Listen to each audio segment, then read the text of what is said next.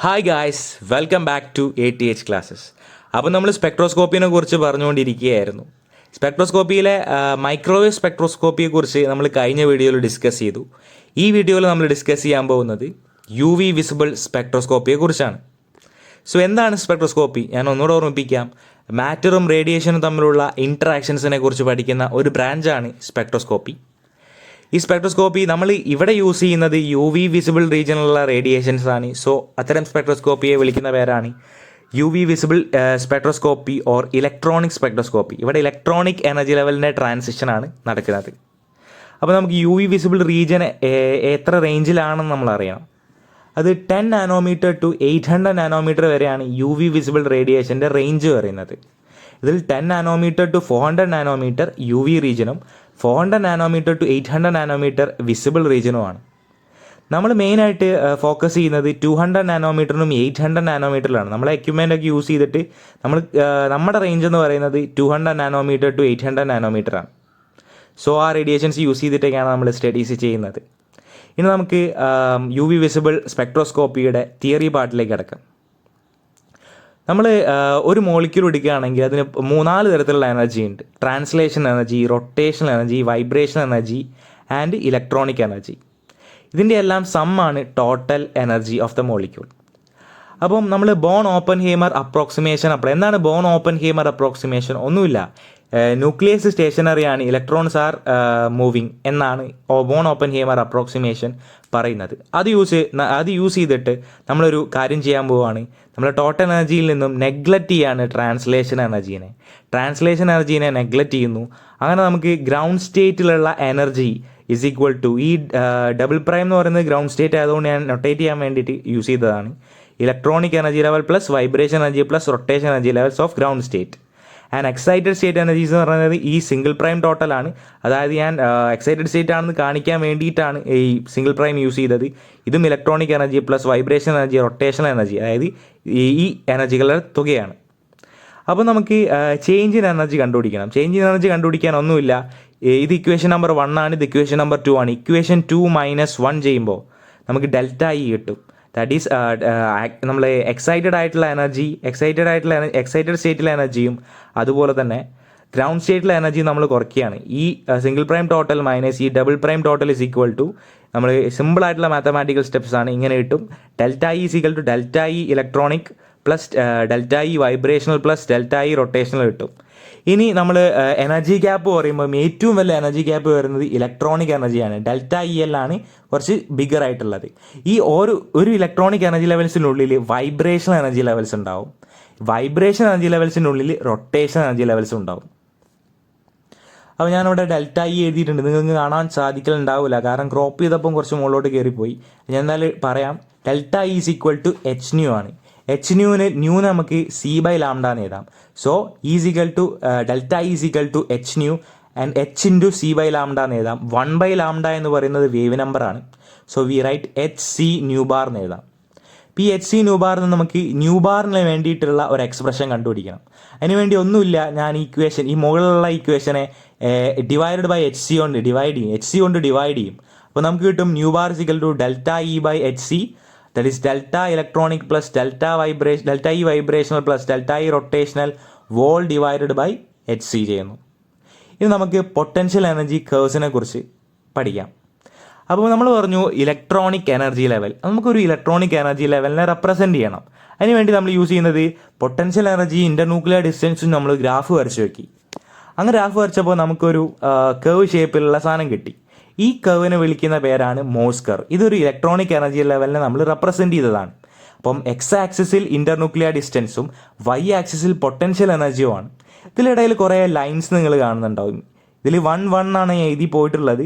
1 അല്ല, താഴത്തത് 0 ആണ്, മറ്റേത് 1, ഇത് 1 ആണ്, ഇത് 2 ആണ്, ഇത് 3 ആണ്, 4 ആണ്. ഇതൊക്കെ വൈബ്രേഷണൽ എനർജി ലെവൽസ് ആണ്. അപ്പോൾ നമുക്കറിയാം ഒരു 0 എന്ന് പറഞ്ഞിട്ടുള്ള V ഈക്വൽ ടു 0 വൈബ്രേഷൻ സ്റ്റേറ്റിൽ എനർജി ഉണ്ടാവും. ആ എനർജീനെ വിളിക്കുന്ന പേരാണ് 0 പോയിൻ്റ് എനർജി. ആ എനർജീൻ്റെ റേഞ്ചാണ് ഞാനവിടെ അടയാളപ്പെടുത്തിയിട്ടുള്ളത്, 0 പോയിൻ്റ് എനർജി എന്ന് പറഞ്ഞിട്ട്. എന്നിട്ട് 0 പോയിൻ്റ് എനർജിയിൽ നിന്നും ഈ 0 എനർജി ലെവൽസിൽ നിന്നും മോളിക്യൂൾ ഡിസോസിയേറ്റ് ചെയ്യുന്ന വരുന്ന റീജിയനിലേക്കുള്ള എനർജി ഗ്യാപ്പിനെ വിളിക്കുന്ന പേരാണ് ഡിസോസിയേഷൻ എനർജി എന്ന് പറയുന്നത്. അപ്പോൾ നമ്മൾ ഡയറ്റോമിക് മോളിക്യൂൾസിനെയാണ് എടുക്കുന്നത്.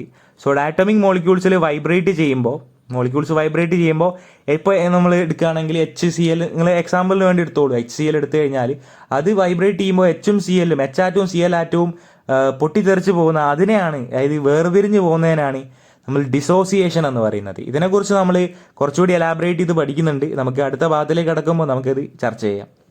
സോ പൊട്ടൻഷ്യൽ എനർജി കേർവ്സ് എന്താണ്, അതിൻ്റെ സ്ട്രക്ചർ എന്താണ്, നമ്മൾ കാര്യങ്ങളൊക്കെ മനസ്സിലാക്കിയിട്ടുണ്ട്.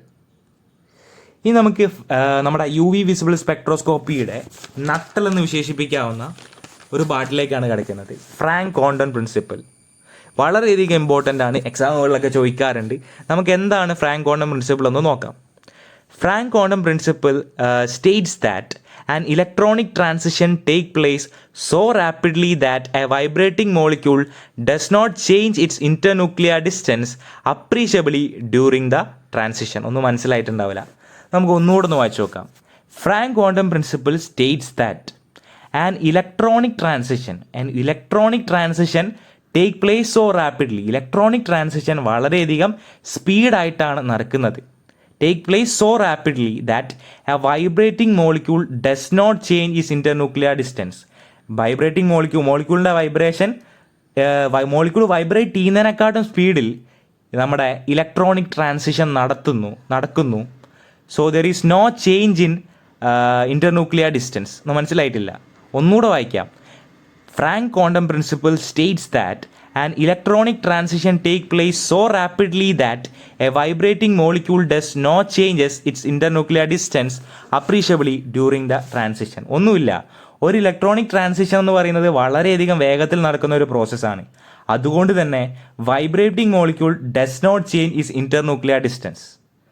ഒന്നുമില്ല, ഒരു ഇലക്ട്രോണിക് ട്രാൻസിഷൻ പോസിബിൾ ആവണമെങ്കിൽ അതിലെ ഇന്റർന്യൂക്ലിയർ ഡിസ്റ്റൻസ് മാറ്റം വരാൻ പാടില്ല. അതാണ് ഈ ഫ്രാങ്ക് ക്വാണ്ടം പ്രിൻസിപ്പിൾ കൊണ്ട് ഉദ്ദേശിക്കുന്നത്.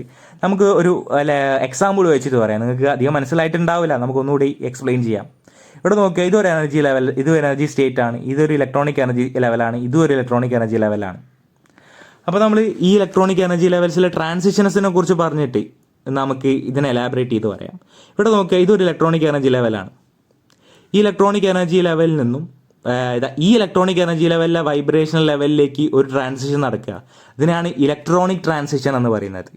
ഇങ്ങനെ ഇലക്ട്രോണിക് ട്രാൻസിഷൻ നടക്കുമ്പോൾ മോളിക്യൂളിൻ്റെ ഇന്റർന്യൂക്ലിയർ ഡിസ്റ്റൻസ് ഇപ്പോൾ ഞാൻ ഈ വരയാണ് നോക്കുന്നത്, ഇന്റർന്യൂക്ലിയർ ഡിസ്റ്റൻസ് കോൺസ്റ്റൻ്റ് ആണ്. എന്നാൽ മാത്രമേ വൈബ്രേഷണൽ ഈ വൈബ്രേഷൻ ലെവലിൽ നിന്ന്, ഈ നമ്മുടെ ഇലക്ട്രോണിക് സ്റ്റേറ്റിലുള്ള വൈബ്രേഷൻ ലെവലിൽ നിന്നും ഈ ഇലക്ട്രോണിക് സ്റ്റേറ്റിലുള്ള വൈബ്രേഷൻ ലെവലിലേക്ക് മൂവ്മെൻറ്റ്സ് ട്രാൻസിഷൻ നടക്കുകയുള്ളൂ. അതാണ് ഫ്രാങ്ക് ക്വാണ്ടം പ്രിൻസിപ്പിൾ. അപ്പോൾ നിങ്ങൾക്ക് ഏകദേശം മനസ്സിലായി ഞാൻ പറയുന്നു. വ്യക്തമായിട്ടില്ലെങ്കിൽ ഒന്നുകൂടെ ജസ്റ്റ് ഒന്ന് കേട്ട് നോക്കുക. നമുക്ക് നോക്കാം. ഇനി അടുത്തത് നമ്മൾ ഒരു ഇലക്ട്രോണിക് ട്രാൻസിഷൻ എങ്ങനെ റെപ്രസെൻറ്റ് ചെയ്യാമെന്ന് പഠിക്കാം. റെപ്രസെൻറ്റ് ചെയ്യാന്ന് പറയുന്നത് നമുക്ക് നോക്കാം. ഇവിടെയുള്ള 0 എന്ന് പറഞ്ഞിട്ടുള്ള എനർജി ലെവലിൽ നിന്നും, ഇത് 0 ആണ്, ഈ 0 എനർജി ലെവലിൽ നിന്നും ഇവിടെയുള്ള 0, 1, 2 എന്ന് പറഞ്ഞിട്ടുള്ള എനർജി ലെവലിലേക്ക് ട്രാൻസിഷൻ നടന്നു.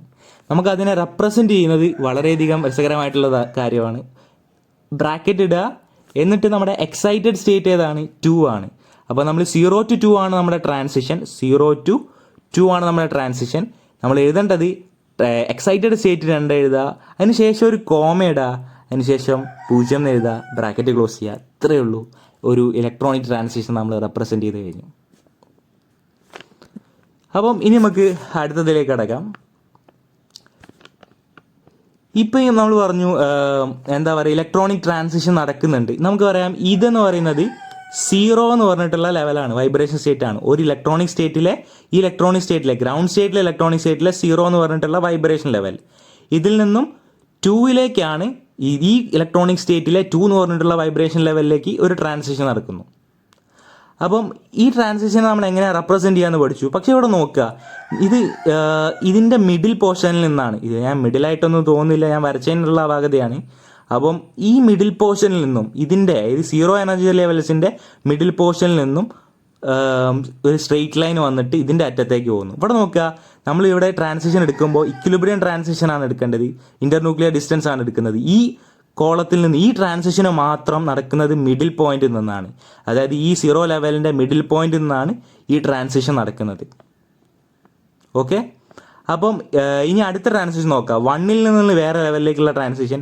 അത് നമ്മൾ ഈ 2 എക്സ്ട്രീമുകളിൽ നിന്നാണ് നമ്മൾ വരയ്ക്കുന്നത്. അപ്പോൾ ഈ എക്സ്ട്രീം നമ്മൾ നേരെ വരച്ചു, ഇവിടെ നേരെയാണ് ശരിക്കും വര, പക്ഷേ ഞാൻ ഈ കർവ് ഞാൻ കുറച്ചും ഇങ്ങോട്ടേക്ക് വരയ്ക്കേണ്ടിയില്ല, ഞാൻ വരച്ചതിൻ്റെ മിസ്റ്റേക്കാണ്. അപ്പോൾ അങ്ങനെയാണെങ്കിൽ നമുക്കൊരു സ്ട്രെയിറ്റ് ലൈനിൽ വേറെ ഒരു ഇത് കിട്ടും ചെയ്യും.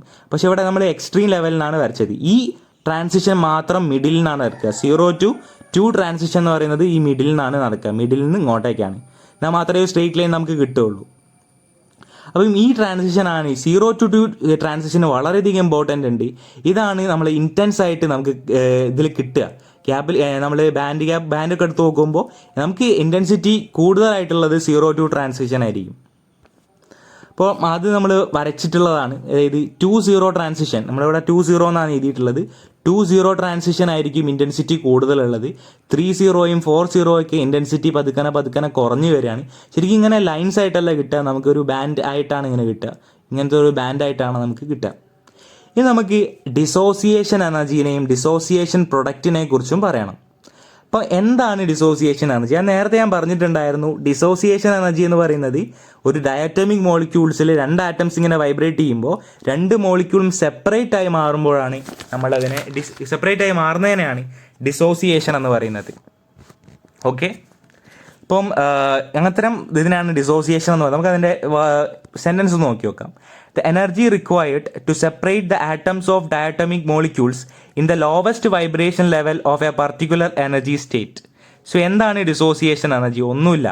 The energy required to separate atoms of diatomic molecule, ഒരു ഡയറ്റോമിക് മോളിക്യൂൾസിലെ ആറ്റംസിനെ സെപ്പറേറ്റ് ചെയ്യാൻ വേണ്ടി in the lowest vibration energy levels. ഇവിടെ നോക്കാം, ലോവസ്റ്റ് വൈബ്രേഷൻ എനർജി ലെവൽ എന്ന് പറയുന്നത് എന്താണ്? 0. അതായത് ന്യൂ0 എന്ന് പറഞ്ഞിട്ടുള്ള ഈ എനർജി ലെവലിൽ നിന്നും ഡിസോസിയേഷൻ നടക്കുന്ന ആ പാർട്ടിലേക്കുള്ള അങ്ങനെയുള്ള ഗ്യാപ്പിനെ വിളിക്കുന്ന പേരാണ് നമ്മുടെ സ്വന്തം ഡിസോസിയേഷൻ എനർജി. അതായത് v=0യിൽ നിന്നും ഈ ലൈനിലെ ഞാൻ മുകളിൽ വരച്ചിട്ടുള്ള ഈ ലൈനാണ് ഡിസോസിയേഷൻ പോയിന്റ് ആണ്. ഈ ഡിസോസിയേഷൻ വരെയുള്ള എനർജീനെ വിളിക്കുന്ന പേരാണ് ഡിസോസിയേഷൻ എനർജി എന്ന് പറയുന്നത്. അപ്പം ഇനി നമ്മളൊരു വേറൊരു ട്രാൻസിഷൻ അവിടെ നോക്കാൻ പോവുകയാണ്. നമ്മൾ പറയാം ν'0, അതായത് 0 എന്ന് പറഞ്ഞിട്ടുള്ള ഈ ഇലക്ട്രോണിക് സ്റ്റേറ്റിലെ ν'0, അതായത് 0 എന്ന് പറഞ്ഞിട്ടുള്ള ഈ ഒരു വൈബ്രേഷണൽ സ്റ്റേറ്റിൽ നിന്നും ഈ ഇലക്ട്രോണിക് സ്റ്റേറ്റിലെ νD എന്ന് പറഞ്ഞിട്ടുള്ള ഈ ഭാഗത്തേക്ക് ഉള്ള ട്രാൻസിഷനാണ് നമ്മളിവിടെ വരച്ചിട്ടുള്ളത്.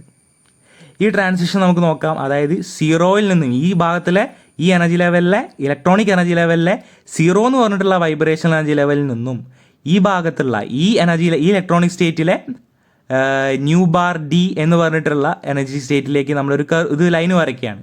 പക്ഷെ ഇവിടെ ഒരു കാര്യം നമുക്ക് നോക്കാം. ഇവിടെ വെച്ചിട്ട് ഡിസോസിയേഷൻ സംഭവിക്കുന്നുണ്ട്. ഈ ഡയറ്റോമിക് മോളിക്യൂളിന് ഡിസോസിയേഷൻ സംഭവിക്കുന്നുണ്ട്. അപ്പോൾ ഡിസോസിയേഷൻ സംഭവിക്കുന്നതുകൊണ്ട് തന്നെ ഇതിൻ്റെ ഇൻ്റർന്യൂക്ലിയർ ഡിസ്റ്റൻസ് എന്ന് പറയുന്നത് ഇൻഫിനിറ്റി ആയിരിക്കും. അതായത് ഈ കർവ് ഒരിക്കലും ഈ ലൈനിൽ തൊടൂല, അങ്ങനെ കണ്ടിന്യൂസ് ആയിട്ട് ഇങ്ങനെ കിടക്കുകയായിരിക്കും. അപ്പോൾ നമുക്ക് വ്യക്തമായിട്ടുള്ള ഇൻ്റർന്യൂക്ലിയർ ഡിസ്റ്റൻസ് കിട്ടില്ല. അപ്പോൾ നമുക്ക് സ്പെക്ട്രം കിട്ടുമ്പോൾ ഇവിടെ ഈ ന്യൂ സിംഗിൾ പ്രൈം ഡി എന്ന് പറഞ്ഞിട്ടുള്ള പോർഷനും അതിനേക്കാൾ മുകളിലുള്ള പോർഷൻസും ഒക്കെ നമ്മൾ സ്പെക്ട്രം എടുത്ത് നോക്കുമ്പോൾ ഇങ്ങനെ അടുപ്പിച്ച് ഇങ്ങനെ ബാൻഡ് കാണും. പക്ഷേ നമുക്ക് ഈ ന്യൂബാർഡീൻ്റെ താഴെയുള്ള ഇതിനെക്കാട്ടും താഴെയുള്ള റേഡിയേഷൻ ആണെങ്കിൽ നമുക്ക് ഇൻ്റർന്യൂക്ലിയർ ഡിസ്റ്റൻസ് കിട്ടും. പക്ഷേ ഈ ന്യൂബാർഡീനെക്കാട്ടും കൂടുതലാണെങ്കിൽ ന്യൂ സിംഗിൾ പ്രൈം ഡിയും അതിനെക്കാട്ടും കൂടുതൽ വരികയാണെങ്കിൽ നമുക്ക് ഒരിക്കലും ഇൻ്റർന്യൂക്ലിയർ ഡിസ്റ്റൻസ് ഇൻഫിനിറ്റിയിലേക്ക് പോകും. സോ അത് നമുക്ക് കറക്റ്റായിട്ട് മെഷർ ചെയ്യാൻ പറ്റൂല. നമുക്കിങ്ങനെ ഒരു അടുപ്പിച്ചുള്ള ഒരു പീക്കാണ് കിട്ടുക. അപ്പോൾ നമുക്കറിയാം ഈ ലിമിറ്റിനെ വിളിക്കുന്ന പേരാണ്. അതായത് ന്യൂബാർഡി എന്ന് പറയുന്നത് ന്യൂബാർഡി അതുപോലെ തന്നെ ന്യൂബാർഡിയും അതിനേക്കാൾ മുകളിലുള്ള പോർഷൻസും ഒക്കെ നമുക്ക് ഇൻ്റർന്യൂക്ലിയർ ഡിസ്റ്റൻസ് ഇൻഫിനിറ്റി പോകുന്നു. സോ ആ ലിമിറ്റിനെ വിളിക്കുന്ന പേരാണ്, അതായത് ന്യൂബാർഡി ന്യൂബാർഡി വരെ, ന്യൂബാർഡിയും അതുപോലെ തന്നെ അതിന് മുകളിലേക്കും നമുക്ക് എന്താ പറയുക ഇൻ്റർന്യൂക്ലിയർ ഡിസ്റ്റൻസ് ഇൻഫിനിറ്റി കിട്ടും. ഇതിന് താഴെ നമുക്ക് എന്താ പറയുക ഈ ന്യൂബാർഡീൻ്റെ താഴെ വരുന്നുള്ള റീജിയൻസിലൊക്കെ നമുക്ക് കറക്റ്റായിട്ട് നമുക്ക് ബാൻഡ്സ് കാണാൻ പറ്റുന്നതാണ്. അപ്പം ഇതിനെ വിളിക്കുന്ന പേരാണ് ഈ ലിമിറ്റിനെ വിളിക്കുന്ന പേരാണ് ന്യൂബാർഡി, ന്യൂ സിംഗിൾ പ്രൈം ഡി, ഈ ലിമിറ്റിനെ വിളിക്കുന്ന പേരാണ് കണ്ടിന്യൂം ലിമിറ്റ് എന്ന് പറയുന്നത്. ഇതിനെ വിളിക്കുന്ന പേരാണ് നമുക്ക് ഇൻ്റർന്യൂക്ലിയർ ഡിസ്റ്റൻസ് കറക്റ്റായിട്ട് കിട്ടൂലല്ലോ, ഇങ്ങനെ ജസ്റ്റ് ഒരു കർവ് രൂപത്തിൽ കണ്ടിന്യൂസ് ആയിട്ട് ഇങ്ങനെ കിടക്കുകയാണ്, അതിനെ വിളിക്കുന്ന പേരാണ് കണ്ടിന്യൂം. ഈ കണ്ടിന്യൂം ഉണ്ടാക്കുന്ന ലിമിറ്റിനെ വിളിക്കുന്ന പേരാണ് കണ്ടിന്യൂം ലിമിറ്റ്. നമുക്കൊന്ന് വായിക്കാം. The energy required to separate atoms of diatomic molecules in the lowest vibration energy levels of a particular energy state is called dissociation energy. Nu double prime D is equal to 0 നിന്നും, അതായത് ഇതിൽ നിന്നും ഇവിടേക്ക് നമ്മൾ transition നടത്തുവാണ്, ഇതിലേക്ക്, അതായത് new double prime 0, അതായത് 0 എന്ന് പറഞ്ഞുള്ള വൈബ്രേഷൻ എനർജി ലെവലിൽ നിന്നും വേറൊരു ഇലക്ട്രോണിക് എനർജി ലെവലുള്ള വൈബ്രേഷൻ എനർജി ലെവലിലേക്കുള്ള ട്രാൻസിഷനാണ് വരച്ചിട്ടുള്ളത്. The energy of lowest limit of continuum is termed as continuum limit and it is measure the dissociation energy. ഇത് ഡിസോസിയേഷൻ എനർജി മെഷർ ചെയ്യുന്നു. അപ്പം കുറച്ച് കാര്യങ്ങളൊക്കെ ഒരു ഇതായിട്ടാണ് നിങ്ങൾ കേട്ടിട്ടുള്ളത്, ഞാൻ പറഞ്ഞത് റഷായിട്ടാണ്. അപ്പം ചില കാര്യങ്ങൾ നിങ്ങൾക്ക് മനസ്സിലാവാൻ സാധ്യതയില്ല, നിങ്ങൾ ജസ്റ്റ് ഒന്നുകൂടി ഒന്ന് കേട്ട് നോക്കാം. ഞാൻ എൻ്റെ ഭാഗത്തുനിന്ന് മിസ്റ്റേക്ക് ഉണ്ടായിട്ടുണ്ടെങ്കിൽ നിങ്ങൾ ദയവ് ചെയ്തിട്ട് അത് കമൻറ്റ് ചെയ്ത് അറിയിക്കുക. അപ്പം ഇതാണ് നമ്മുടെ സ്വന്തം UV വിസിബിൾ സ്പെക്ട്രോസ്കോപ്പിയുടെ പാർട്ട് 1 വീഡിയോ. നമുക്ക് അടുത്തൊരു പാർട്ട് 2 ഉണ്ട്, ആ പാർട്ട് 2 നമ്മൾ അടുത്ത വീഡിയോയിൽ ചെയ്യുന്നതാണ്.